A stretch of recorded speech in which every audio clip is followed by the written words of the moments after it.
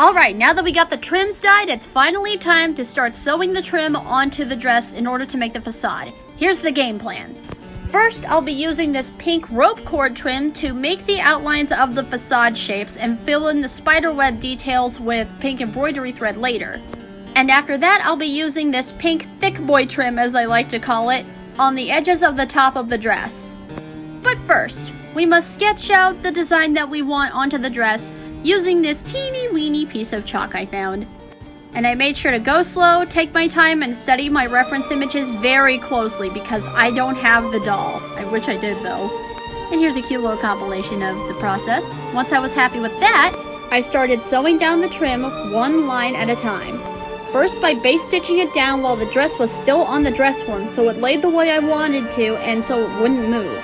Then taking it over to my table to hand sew it down, making sure the thread went in between the cords so it wouldn't be seen. This process took forever, but honestly it was kind of relaxing and I really enjoyed it. Plus the end result was definitely worth it.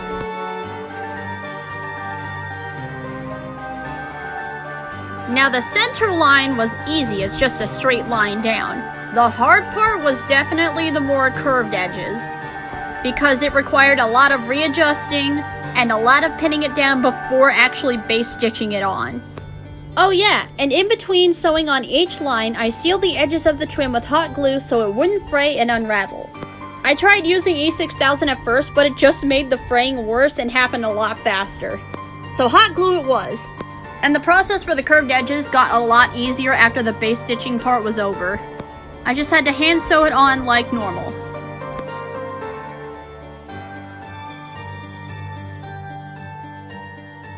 And here's me undoing the base stitching now that it's all sewn down with a seam ripper.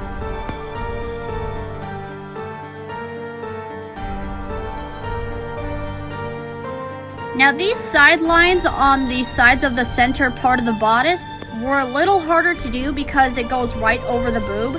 So I had to base stitch them down and hand sew it on while the dress was still on the dress form. My arms really hurt after that, but it was worth it. And here's a cool little picture compilation I did of the progress. And here she is, all done! I'm absolutely loving how she's coming out so far. She is already starting to look absolutely amazing, and I'm so proud of myself. And now the next step in our journey is hand embroidering all the little spiderweb details in between each section with lots and lots of pink embroidery thread.